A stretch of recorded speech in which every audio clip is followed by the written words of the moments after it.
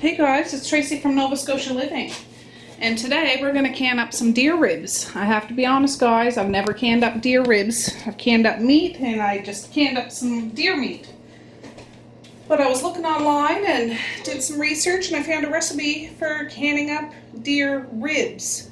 So what I did is I had long strips of ribs, you seen me cut them up individually. I rinsed them, and this is going to be like a dry method. Like, I'm not putting liquid in the jars. I'm going to put a dry rub on this, and it's going to make its own liquid apparently. So it'll be interesting to see how it turns out. So what I have in here, I got a recipe from a Facebook group, Rebel Canners, and it was a tablespoon of onion, a tablespoon of garlic, like powder, a tablespoon of cumin, chili powder, paprika. I'll make sure I have it down below. Brown sugar, and I think that's all I put in here. Oh, I put some black pepper in here too, and I put some freeze-dried red onion just because I had some. So I put it all in here and mix it together, and I guess we just rub it real good all over these ribs. So I'm going to just put it in and use my hands and mix it all up. I did rinse these ribs good, guys. Got any little bits of hair that might have been on there or anything like that. So it's going to look like a big sloppy bloody mess, but oh.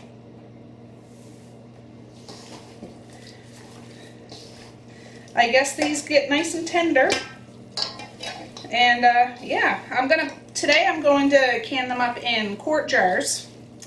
And before you do any canning, you should always check your jars that there's no nicks or scratches, and the top of the ring is good, because if there's a chip in it or anything like that, it's not going to seal. This is a little bit of leftover onion I had from doing that deer meat, so I'm just going to use it up in here. It didn't call for that, but I'm sure it's not going to hurt anything. I have some moose meat I'm going to do up. Well, I was going to do it tonight, but I think I'll wait till tomorrow because I've had a really busy day. Well, let's see here. So we're just going to fill up the jars, and it's going to make its own like broth in there, guys. If you can anything, you know it kind of shrinks in the jar, so the liquid will come out of the deer meat and make its own like gravy in there.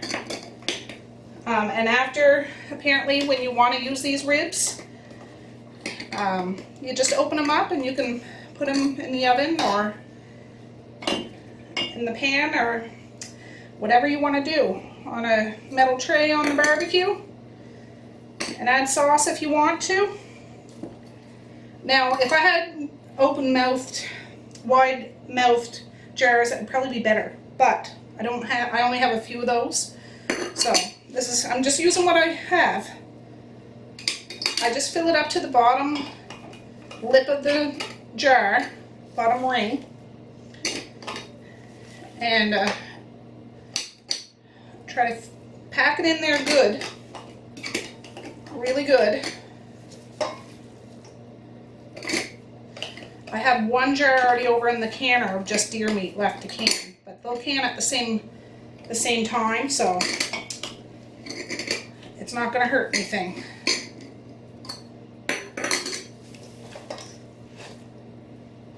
I also want to say I'm using Miro pressure canners, and I have the right amount of water in there that I'm supposed to have. Make sure if you're using a pressure, you're supposed to use a pressure canner when you're canning meat, but read your instruction manual so you know the right amount of water to have in there. And don't forget to put a little glug of white vinegar in the water, because that will help, or that will keep the jars from getting cloudy. If you don't put vinegar in there, you're going to get like a film on your jars, and it doesn't look very good. You'll have to scrub it off, and it's just a lot of elbow grease that can be avoided by a little glug of white vinegar. There we go. I'll get 4 quarts out of this. It's a little bit of onion there. And there. And there we go. I'm getting through my freezer. I had all this stuff in my freezer and I took it out last night because I need room in my freezer. Let me find out. I think all my wooden spoons are being washed. I've been canning so much today. I'm just going to try to move stuff around to fit it in there nicely. There we go.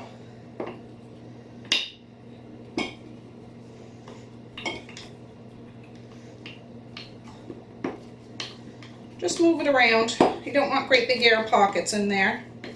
In the canning process, it's going to push out all the air. That one needs a little more. I wonder, I might have to take that out and put it in a... Oh, that one's not big enough. Let me see here. I had to do this earlier with the deer meat. I didn't have enough room.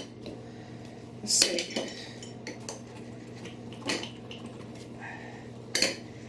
Oh, Tracey. Well, I got my grandbaby over, staying overnight for the first time tonight. He's upstairs sleeping now.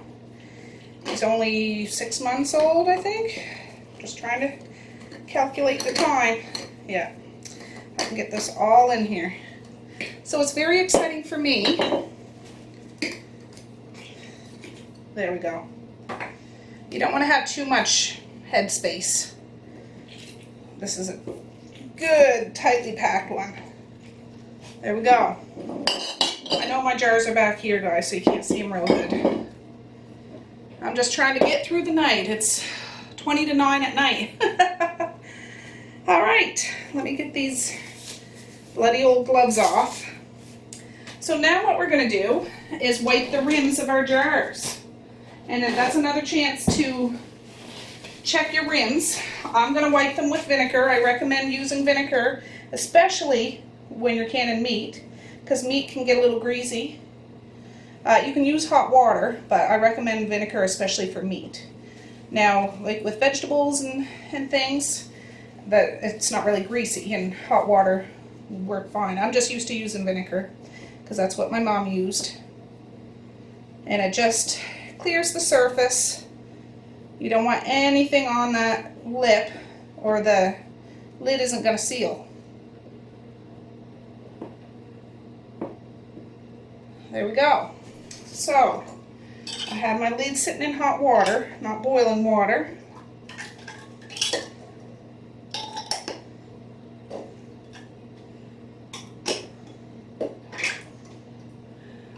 And there we go. Oh, my rings are over here, guys. I'm a little disheveled. I have a house full of kids. And, yeah. Lots going on. Lots going on. I'm not used to canning so few jars at a time. I usually do 2 big pressure canners full of stuff that I'm canning, but I only had so much deer meat and stuff, moose meat. Now you can ribs in broth. I've seen recipes for that too. The next time I get ribs, that's what I'm going to do to try the difference. See the difference? I just wanted to see what dry packed ribs turn out to be. So I'm going to go put these over in the pressure canner and I'll show you what that looks like. Alright folks, I have 1, 2, 3, 4, 5. 4 quarts and 1 pint. Now I'm going to do it all for the same time as if they're all quarts. Because if I had all pints, I would only do it for 75 minutes. But since I only have 1 pint in there, I'm going to do that canner for the whole 90 minutes. But now I'm going to just rinse off my gasket. I always wash. I'm going to turn it on high. I always wash my gasket and stuff after every time I can. And with the lid, I always blow in the little poker here to make sure it's clear. You don't want that clogged up. And then I put the gasket in under the lip right here. Every pressure canner is a little different, so be sure to read your manual. I just wanted to show you mine, my beauty. This one I got from my mom, and it's like 20 years old, and it's absolutely fantastic. And then we put it on. It looks dirty on top, guys. I gotta get a good brush to clean that, but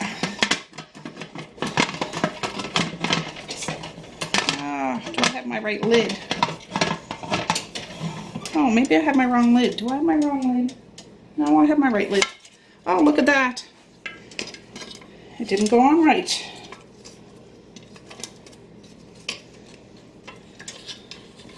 Okay.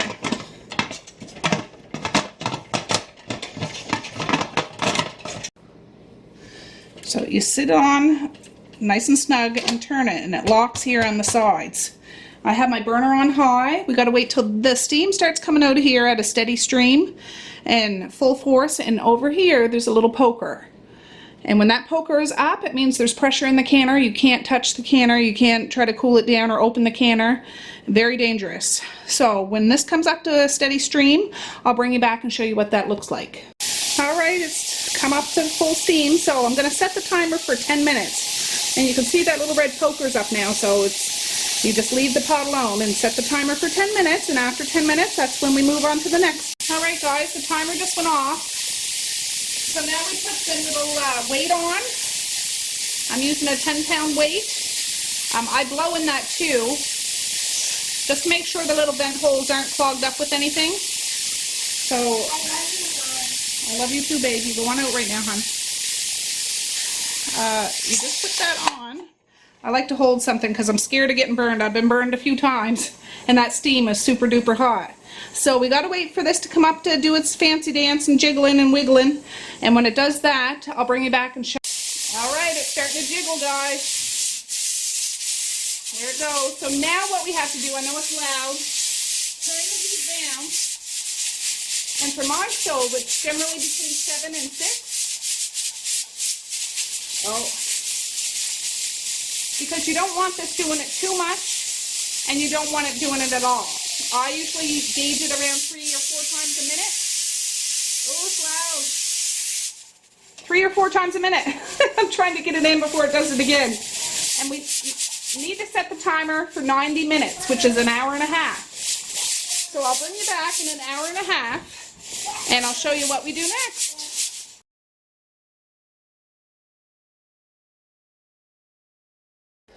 Hey friends. It's me again. It's actually October 14th, and I'm just sitting down to try to edit that deer rib video. And I have most of it, but when it comes time to show you what we do after we shut the burner off, I can't find that clip because it was filmed way back in April, and for some reason it's not in the file. So I'm gonna just to put a little clip here. It's the exact same process. I know I posted a pre-scheduled video of canning deer meat, I think yesterday, according to the schedule.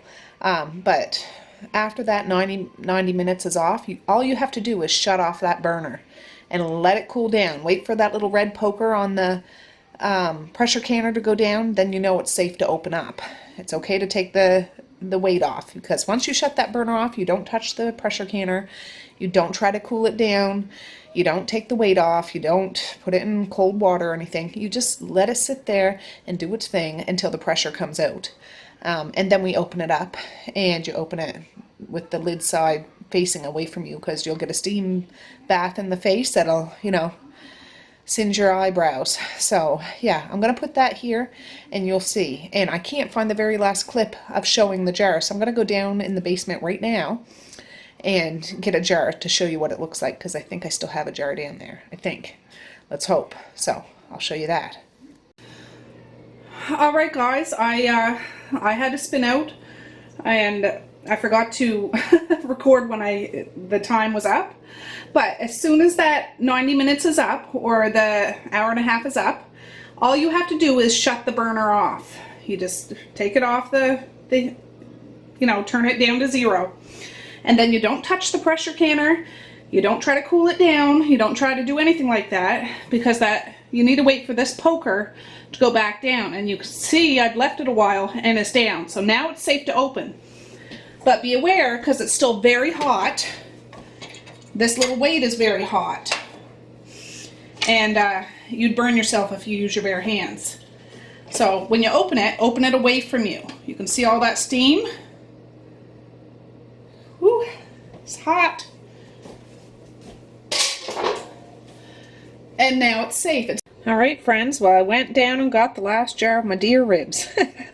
Just wiped it off. It's been sitting down there since April. But you can see, and the meat completely falls right off the bone. Like, pretty much you could take it out. I wouldn't let the drippings go down the drain because they're delicious. But you can pick the bones right out of it. And it's just like, I don't know. I don't want to say pulled pork, but it's like tender like that. And it's delicious. So this was the dry rub method. I still haven't got around to trying, adding the broth to it. And then canning it, but I'm sure that would be fine too. Which way? I'm over beside my stove. But yeah, I forget what I just was saying. So yeah, what I do when I can anything, I take them out of the canner with those things, lift them out, put them on a towel that's on your table, because you don't want to put a hot jar on a cold table or it'll crack, and let it sit overnight. Then you give them a little wipe down and put them down in a cool dark place, and they're good to go. They're good to go. And these ribs are completely cooked. When I said you can put them in a pot or on a pan or in the oven or whatever, it's just to warm them up. That's it. But the meat's all completely cooked. So yeah. Anyways, this is how I first attempted deer ribs, and it works. It works, and it's good. So anyways, guys, I'm still away in adventuring away in France, and I think I'm having a blast. I think I should be. I'm leaving tomorrow morning. Okay, so peace, love, and happiness today and every single day. Please like, share, and subscribe if you so choose, but if not, that's okay too. I still love you. I still want all the happiness in the world for each and every one of you out there. I certainly do. So have a good night, or have a good morning, and I'll see you later. Bye. Boink.